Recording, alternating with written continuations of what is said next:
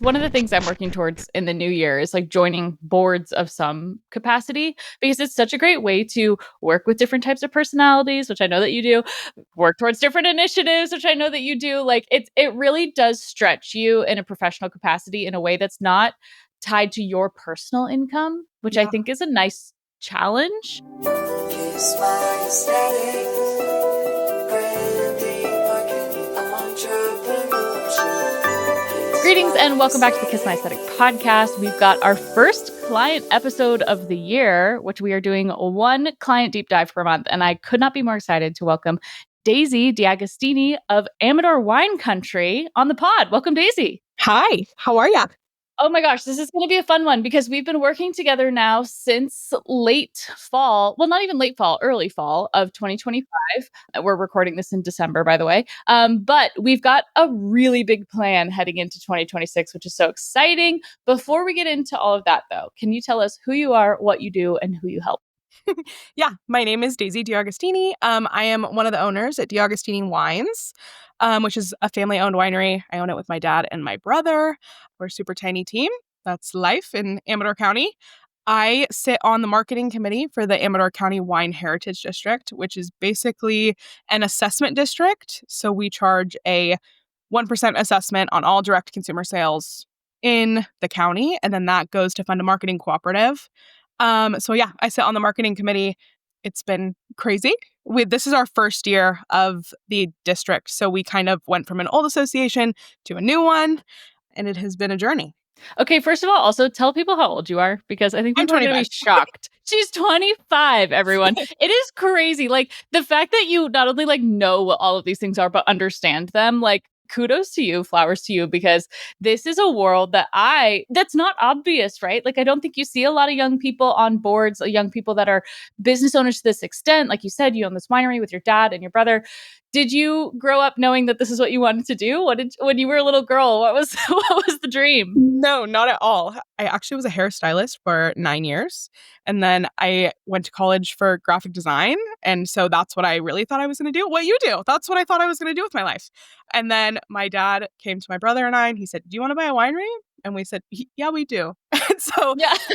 life changed really fast. Like in the matter of a year, it was, oh, this is like a whole new role, learning a lot. I was 22 when we bought the winery. So it's been a lot of Crazy. learning for years.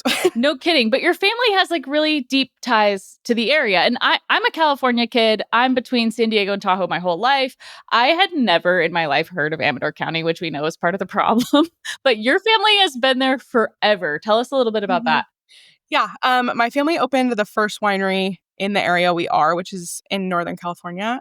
We're like right between Sacramento and Lake Tahoe. We're in the foothills of the Sierras. Yeah, they opened the first winery there just over 100 years ago. And then Gosh. we were in the business for about 80, got out of it, and then in the 80s, and then now here we are, back in it. Back in it. So it's been crazy. Back in Yeah, it. deep, deep roots in Amador County. So when it comes to the board, was joining the board your idea? Were you like, I want to do this? Or were you kind of maybe pressured or kind of like, elbow jabbed, like, Daisy, we could really use your help? Like, how did that happen? It was a little bit of both. I was still doing hair at the time. I was working two jobs for our first 2 years. And it was a little bit, I just didn't have the capacity I wanted to be in the room. But I also knew, I was 22 years old. I was like, I have to start learning these things now because I'm going to be here the rest of my life. And so I want to be at the table, whether or not I am qualified. I want to be there and learn how to navigate it. And so I actually was on the marketing committee for the old association and then sat on it through the transition. And still, my dad is a big association guy also. My dad owns another company and sits on the associations for them as well. And so he was like, it's really valuable. You're going to make relationships that you will never lose and that will get you so far. So I'm all for it. It's time well spent. And so, yeah. Yeah, I think that's such a good suggestion. Like, I think that's one of the things I'm working towards in the new year is like joining boards of some capacity because it's such a great way to work with different types of personalities, which I know that you do, work towards different initiatives, which I know that you do. Like, it really does stretch you in a professional capacity in a way that's not tied to your personal income, which I Yeah. think is a nice challenge. But talk to us a little bit about like how the marketing committee and marketing side of things are going, because you obviously came in with a bit of a graphic design background. You've helped your family kind of get this business up and going. What were, prior to us working together, some of those bigger marketing challenges that you're like, man, I wish I could just snap my fingers and like have this solved? Oh my God. I mean, there's hundreds. I was thinking mostly just we were very stuck in the past. The association before the assessment district, I think is like 35 years old, and it's been the same since. And everybody was getting a little bit sick of it. There's nearly 70 wineries that are a part of our association. So it's a lot of Incredible. voices and a lot of opinions. And so it's hard to get major work done because there's so many hoops to jump through all at once. And so when we started the new association, it was on the wish list for the committee that regardless of what the board thought, we needed a new logo, we needed a brand kit, we needed some sort of cohesive vision because we didn't have it. We didn't have anything. Yep. I mean, my God. So that was like my major push. This was the hill I died on, Yep. Yep. which worked out. It worked out great. It took a long time. We went through actually a few logos with just like a freelancer from Fiverr beforehand. And I was like, guys, this isn't working for a reason. We need to spend some money and do it. And Mm-hmm. it's been great. So then how does it come about that you're like, okay, we've tried the Fiverr thing. It's clearly not working for us. We need to go work with an agency. And I was so happy to see your contact form come through, of course. But that's kind of where my side of the story picks up. But I know that by rule by committee, right? Like people have to put things forward. How did you find out about MKW Creative Co? Like how was this even a name in the hat? Actually, I started following you in college, which is like 5 years ago now, which is crazy. Crazy. I don't know how I found you. I think just Instagram is my guess. We had to, for like a college assignment in a business class, we had to like submit like people that we liked following and why. And you were one of Great. them. And I followed you ever since on like everything. And so when I got put on, we had a subcommittee that did all the vetting for who our vendors were Sure. going to be. You ended up coming out at the the cream of the crop in that situation. And so that's when I reached out to you. Yes. Oh my gosh. And since then, one of the things that I really took to heart and really got so much value from this year was actually coming out to do a site visit. So I recorded an entire podcast episode about like why in-person meetings matter. And I think I kind of always knew that inherently, but I wasn't really putting that into practice until this last year. And the amount of value that I personally got from seeing, touching, feeling, talking to the people that actually work the place that are going to look at this branding, because it was a big undertaking, was so valuable to me. But talk to me about how you host people in Amador, because I feel like there's a very specific kind of like, there's a flavor to it that's so different from a lot of other places, but then at the same time feels very familiar and very casual. How do you describe it to someone who's never been there before? And why were you so dead set on having me out there? I think that's part of the problem is we don't know how to explain that because we all live it every day. The reason I had you out or I begged was because the board is all winery owners and they all said, yeah, we're kind of fine with you hiring somebody, but we think they need to come here and we can't do it without it, which Mm. is just speaks so much about how we run business here. I think everything is like Mhm.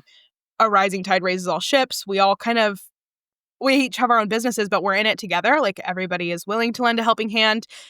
And almost everybody is family owned in some capacity or has some sort of family influence. And so Mhm. I think that's just who we are. We're very like casual, but I would say we host really intentionally. Like Mhm. I don't know how to explain that further. Like we just, I think, love to love people in a very Mhm. simple, like everybody's welcome at the table kind of way. Which I think is like how most of us here were raised in some capacity. I think life here is a little slower for some reason, which is crazy, Sure. but that's just where we are in our little pocket and maybe a little bit older. Like the values are a little bit older, a little more traditional. Mhm. Mhm.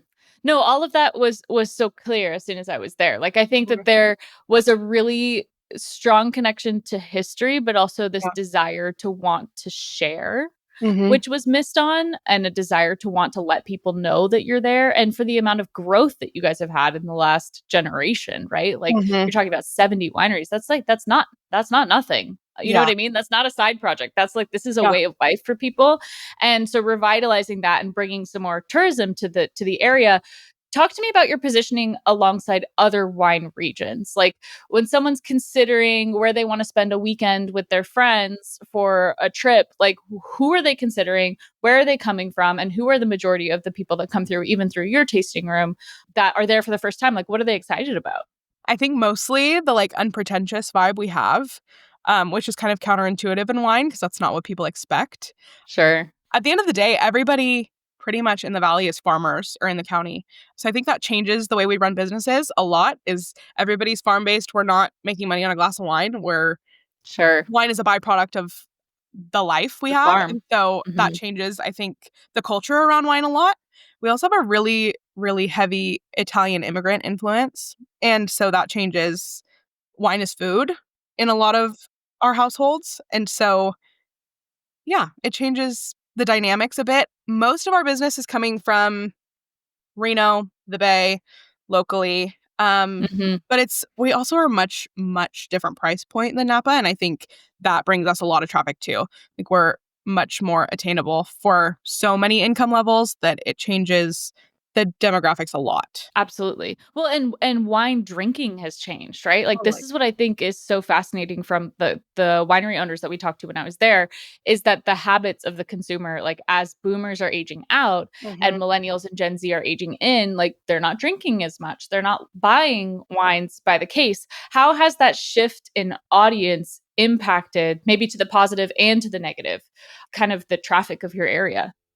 I think we're still trying to figure it out what the Yeah. positive and negatives are, but the change has happened really fast. I think like it's very I mean, I've only been in it since 2023, but if you would ask like the owners who have been here forever, they would say, "Oh, that started in COVID." Like 100% that's when the change is. They can market that way, 2020 and 2021. So, I think we're still seeing the differences. Mhm.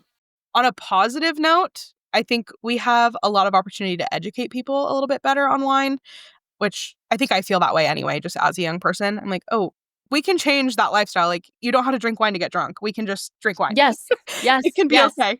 Yeah, and also the hosted experiences of it all, Yeah. right? So Amador Wine Country is responsible for 4 signature events in a year. Can you give us the rundown of those 4 events and Yeah. who they're for and what you do at them? Because I think Yeah. that's going to be exciting for 2026. We have Behind the Cellar Door, which is for like a little bit more serious of a wine drinker, I would say, somebody who wants to learn.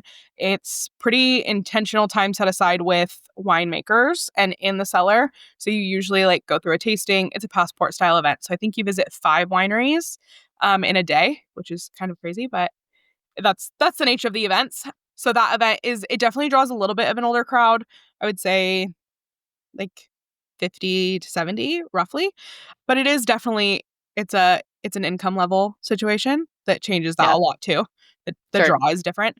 And I think the people who wanna learn so much about wine feel like they already know about it, and so Yeah, they kind of fall into that category. Then we have Four Fires, which is an event based on wine regions. So we have it's kind of a grape-based event. All of the wines produced from grapes that come from Italy, Iberian Peninsula, Spain, France, and then Heritage California. And so all the wineries kind of set up camp in one of those or multiple. And it's just a festival. We have live fire cooking and all the things. It's a fun one. It's that one I feel like there's no demographic. It's anybody and everybody. right. It's a big event and it's really fun. And then we have Barbera Festival, which is Barbera specific. You can't pour anything but Barbera at that event, which is kind of something that Amador has hung their hat on. Almost everybody in the valley makes a Barbera. Not everybody knows about a Barbera, I would say, unless you've been Sure. to Italy or you have a really niche palate. So it's True. kind of something that we all love and we grow really well. So it's just been a giant draw for us, especially in farming. And that festival, it kind of also depends. It's like Four Fires. It's kind of anybody, but I would say it draws like a lot of Amador County fans because Sure. they love Barbera. Sure. And then we have Big Crush, which is like the party festival. It's also a passport style event. Also kind of anybody and everybody. It's like a nonstop party. We try to do like harvest activities. So we do like Sure. my winery does vineyard hay rides, but it's all over the board what people are doing in their tasting rooms along with tasting. Yeah. So taking all of this into consideration, wrapping it all up, we had to attack this rebrand, which felt like a big undertaking, right? And also from my side of the street, it's like, okay, this is a big project. This is a lot of potential. This is a lot of opportunity. We Yeah. want to design something that's going to last, but also it's ruled by committee here. So I've been interfacing a lot with you, but there's a whole bunch of people on the board that also have to approve this process. So for me, the approach was definitely like, how do we blend this history with kind of the modern side of it, with the competitive positioning and the demographic in mind of being like rustic, stripped down, something that like you talked to me about when I went to visit. She goes, we're the kind of place that you could walk in your cowboy boots and no one's going to look at you sideways. Like Yeah. that's a wine experience, like almost the brewery style Mm-hmm. environment of kind of this casual big wooden picnic table. That's how we want to enjoy and drink our wines. So I was channeling a lot of that, but we went really kind of deep into the archives in person and we went over to the museum. And I'm sure you saw me taking pictures of everything and anything. Up to you. I mean, I think how cool that like this is not only like a family thing, but there's actual physical objects that were used for hundreds of years in this region. That to me was one of the more exciting things about the project. But having all of this in mind, when you saw the brand video presentation, Mm-hmm. what was your initial reaction? And then how did you feel about sharing it with the rest of your board? Lots of dynamics. So I loved everything off the bat, but I obviously had such a hand in it. Like I was Sure. with you the whole time you were here. I mean, I spent 48 hours straight with you pretty much, which was Yep. the best. And I kind of knew roughly what to expect. Yeah. And so I was ecstatic. And then the two other people who initially watched it with me were also ecstatic, Matt and Anamika, who sit on the committee with me. Mm-hmm. But we were a little bit nervous because taking it to the board Uh-huh. just as like hey, this is where we are. I understand you might not understand the whole vision yet. Can you wait until it comes all together? We're fully behind it. And so Mm-hmm. it was a little bit nerve-wracking just because I think there was an initial thought of like, oh wait, it leans a little heavy on history. And we were like, yeah, that's who we Yeah. are. That's what we talk about. Yeah. Every time somebody walks in a tasting room, what do we lead with? Hey, this is who we are. This is where we came from. This is where we're going. And so it took some time to like clear that mentality up of like, we're not going to have a modern, Mm-mm. like super stoic, super Right. cut and dry logo. That's not who we are. Sleek and Yeah. techie. Like, no, it's not it. It's Yeah. not who we are Yeah. at all. And so it was kind of, nerve-wracking to pitch it to the board beyond like the marketing committee. Sure. But yeah, I think at the end of the day, when we were coming back with edits, we felt like, oh my God, we're reaching to even like find anything to Love edit, that. which was lovely. Yeah. Yeah, it was awesome. I think what really sealed the deal for me always is the mock-ups. Like to see how the logos, the fonts, the colors then work together for social, print, digital. Was there anything that stood out to you as like, oh my gosh, slam dunk? Like, oh yeah, like I can see how this is coming together. Or were there other reactions kind of from that process? Because again, it is intimidating to be like, we can be in lockstep with each other, but Yeah. when there's a whole group of people that have to approve something, and people by default don't like change, and people by default want their opinion heard. So even if it's not really going to affect like the end game outcome, there is a tendency. It's like human nature. You want, if you're participating in something, you want to be able to feel like you put your fingerprint on it. So it definitely, I was kind of holding my breath, but I'm so happy with the outcome, but is there anything from the presentation that you're like, okay, yeah, nailed it? Yeah. The badges were something I didn't expect at all. Like it was something we had never talked about, nothing. And it was just something that came out of your head based on old labels, which was like the coolest thing in the world. I love the old labels and like the old style and, the vintagey vibes of where we began. And so I was like ecstatic to see that. And I also like right away had so much vision for how we could use them. So like, I think me and my dad were talking about how cool it would be to have it like as a marker on a label, like for everybody. So it's like a standard we do in the Valley of like, hey, we want to highlight this, that, and the other thing about this wine from Amador County, whether it's grapes, land, winemaker. Sure. There's so many use cases that I already was like, oh my God, yeah, we're in it. Let's go. No, I think that's exactly where I was going with it. So if you're listening on the podcast and not watching on YouTube maybe we'll add the badges into the video. But we created these kind of different seals to represent the land, the vintner, and the wine as being like the three kind of categories or three columns of like what makes Amador Amador.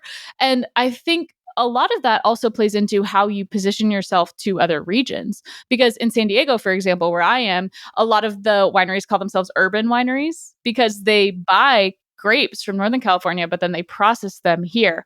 Or a lot of places that are popping up are kind of, they don't have that inherent history because they haven't existed that long. And so I even put it in my trend report for 2026. Like the fourth trend is like the new wave entrepreneur and what I'm calling kind of like the unsexy business, which is leaning on brands and businesses that have existed for hundreds and hundreds of years because they're not going anywhere. And in a sense, they become kind of recession proof because there's this proven track record of like, yeah, there is kind of the old receipts and the handwritten bookkeeping and the purchase orders and all that stuff that is so novel now that in modern business, like we forget, like having decades of experience is a positioning tool. What do you think about all of that?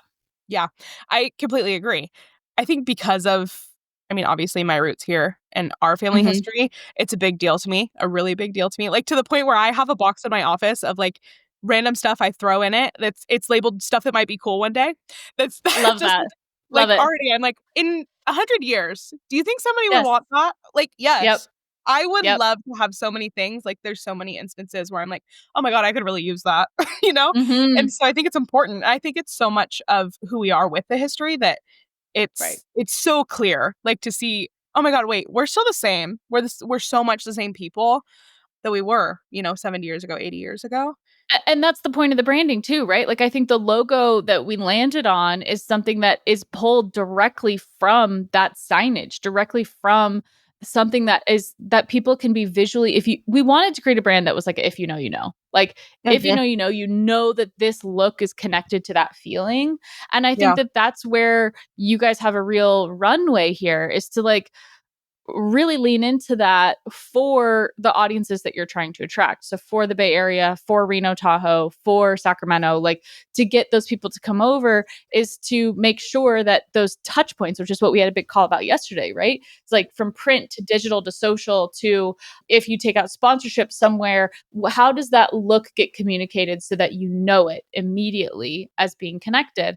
And I think that kind of more rustic, deeply historical, always been here, even back to kind of like the gold rush roots of it all, right? Yeah. Like I loved the story from Casino Mine Ranch. I thought that their whole backstory was fascinating.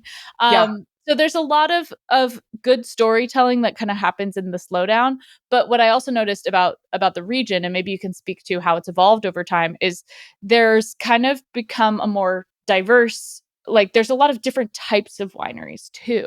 So you have these like old established, what we kind of called the old guard, and then we have kind of like new energy coming in. How has that shifted and changed the dynamic for visitors, but also as like board members? Like no one likes being the new kid on the block. You know what I mean? But how do you kind of welcome them with open arms and make them feel like they're part of the club? I would say I honestly don't know. I think we're learning it still. For reference, the county has gone from like 14 wineries, I think in 2002 to 70 today. And so it Incredible. is a lot of new energy, but it's also a lot of old families who were farmers that decided, you know what, we can't make a living on farming. We need something else. So Mm. there's a lot of dynamics, and it is so much learning in navigating just so many opinions, and not that it's bad, it's No, just when you have 70 opinions, that's a lot to manage. Um, absolutely. so I think I fall into kind of a weird situation because I am old guard and new guard in a sense. Like Yeah, I'm a super old family. I have roots here, but I'm also 25 and I've never been in wine in my whole life until now. And so having a seat at the table means a lot to me. Like that, I think the sure. fact that I get to sit at the table is probably says a lot about the valley and the personalities and who's here, because Right. they had every opportunity to be like, you don't know anything. Why don't you go back over there? Yeah. You know? And Yeah. so I don't know. I think it's hard for me to speak on it because I fall into both. Yeah. But I would say like coming in as a new, we opened and there were, I mean, owners on our doorstep. Hey, what do you need help with? Hey, do Mhm. you guys need help making wine? You've never done it. This is your brother's first harvest. What do you need? Do you need consultants? Do you need help? Do you need equipment? Like that's just the nature, Wow. that's the culture where we are, which I love. I mean, it means the world to me. Yeah. And I think if you show like the new, if you're new, if you're coming in, if you show that you want to participate and you want to help and you want to grow into the culture we have, then there's room for everybody. We kind of very much have like a build a longer table mindset. Yeah. There's never like, Yeah. there's the door. That's not who we are. Right. So Right. it's awesome. It's crazy. Just because I Yeah. think it's so different. It's so different than business normally because there is such a sense of like, we could have such a culture of competition and we choose not to. Yeah. Yep. I think that's clear. Like that's very palpable. And I think that also like not to get to the woo-woo side of it, but that has an impact on the wine, right? Like if everyone's putting out good product, it's the rising tide lifts all boats. And then you kind of continue to climb in the ranks and continue to grow and continue to become a destination. If you could fast forward 5 years from now, what would Amador County look like to you? Um, Hopefully the same, just Mm-hmm. with more people. Yep. You know what I mean? I think that's the hard part for us is we're like, we love who we are and we like in a sense are like, yeah, keep it a secret so it doesn't change. But there's also the like, we're all running businesses. We want people here. We want tasting rooms full. We want people to be Amador fans and to love wine and love who we are and come because of who we are because you're meeting winemakers and family members and people who touch the wine behind the bar. I think that's really Mm-hmm. important. And so we have a hard time like being like, oh yeah, we want change because nobody wants that part to go away. Sure. Um so So I don't scalable, know. In 5 scalable, years, I would just sustainable say change. Scalable, sustainable change. yes, exactly. Yeah, we want it to be the same, just more people know about. Yeah.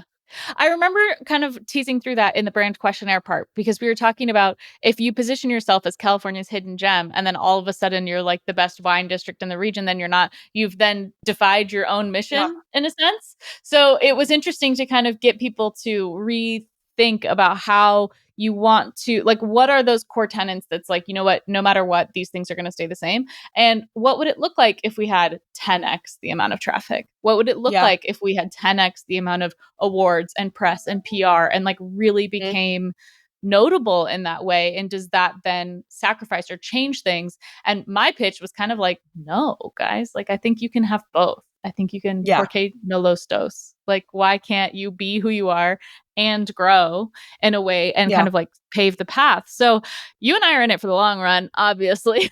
We yeah, are in it.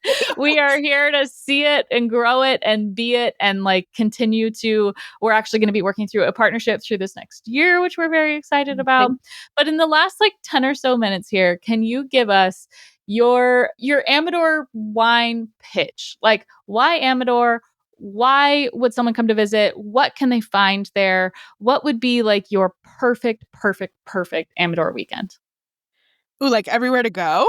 Yeah. Let's like Um, give it like Daisy's 72 hours in Amador Ooh, Wine I mean, you Country. did it pretty much. Yeah, true. So I don't know. Oh my gosh, I think it's hard for me because I don't get to go. You know what I mean? Like That's we all have the true. same hours. That's true. You're in it. You're in So it. I told the committee after I was with you, I was like, it was so cool to go sit in tasting rooms and like get to sit with people and sit with owners, True. like be an Fly on the attendee wall. because Mhm. that's so Mhm. not my normal life. It's funny to be on the opposite side of the bar, but it was really fun. Sure. The best time. I would say, I mean, I'm pretty partial to a Friday night, Saturday night stay just because I think there's so much to see. Mhm. That it's hard to do in a day. I understand we have so much close to us that like Sure. a lot of people do day trips. I think three wineries is the sweet spot. I don't think you can go wrong with anybody you want to choose. There's something for everybody in 70 wineries. Mhm. Oh my god, there's whatever experience you want, you can have for the most part. And if Sure. you want something extra, usually everybody's willing to accommodate you in some sense. And we all are so closely held that it's very much you're sitting in the tasting room and you go, "Is there any chance we can see the winery?" And everybody goes, "Oh yeah, absolutely." And all of a sudden you Sure. go. Come on back. Yeah, Yeah. it's And you're in just it. that's the culture. That's who we are. Very like, yeah, behind the door. You get to see No behind the kidding. curtain. My favorite eats, I am super partial to taste. I love it there. They own Rest as well, which is a hotel. Always amazing. They take such good care of you. Sutter Creek is a great day trip also, or like set aside some time. It's so cute. Very like old-timey Gold Rush style Main Street, which we have a lot of those, and it's the best. We ate at Sutter Hotel, which was awesome, and then we went Sure to did. a Hotel Sutter, and then we went to the Copper Room, which is a speakeasy. So fun. What else? We have tons of antique stores. The rail cars is a newer thing they just started. It's like literally rail cars that you go on like a tour. It's awesome. People love it. I think it's 7 miles. I might have totally just lied, but that's what I think. We'll fix it in the show notes. No worries. What else? What else do we love to do? I don't know. I just think the people are different. The people are so welcoming. We really like hang our hat on being so welcoming and so casual, and everybody's welcome all the time. Absolutely. Oh my gosh, I love it. There's also just kind of a slowness to the vibe, like in a good way, in a kind of unplug, take a deep breath, look out at the view, watch the hawks fly overhead. Like you're in the, like you said, Sierra foothills, which is a extra special kind of positioning for wine growing. Yeah. But you get that kind of Tuscany feeling, right? You get the kind of winding roads and the big estates and you seeing the vineyards and all the grapes and everything like that, like just right out your window right there. It does kind of have that transportative quality to it. So for anyone listening who's looking for another like weekend trip, put Amador on your list for 2026 for sure. For sure. Well, to wrap it all up, can you tell us where we can find you, follow you, where we can see the new branding? Because it'll be unveiling probably as this episode comes out. And talk to us about those 4 events again, because I'd love to remind people what they were, when they happened, because I really think that those might be worth making the stop for. Yeah, absolutely. All of the branding and everything is Amador Wine. That's the association website, Instagram, Facebook, TikTok. You can find me at D'Agostini Wines. That's my whole life. And then events-wise, we have Behind the Cellar Door is in March, and that is a passport style event, super intentional, wine knowledge based. Four Fires is the big festival. It's a food and wine festival. I think it's the first weekend of May. And then we have Barbera Festival is in August. Just a wine festival. There is food also, but it's very wine heavy and all varietal heavy. So all Barbera. And then we have Big Crush, which is like the party, crazy fun event, the passport event. The big harvest season. Which is in October. Love it. Love it. Love it. Everybody make sure you check it out. If you like this episode, don't forget to send it to a friend, like it, save it, share it. Follow us on YouTube, anywhere you find your podcast. Join us in the Facebook group. Are you in the Facebook group, Daisy? I'm pretty sure you are. I think so. Yeah, I am. I think you are. So come find Daisy. Come find me in the Facebook group. Keep your eyes and ears out for Amador Wine Country. Thank you so much, Daisy. I appreciate it. It's so fun to recap. We'll talk soon. Thanks, everyone. Bye.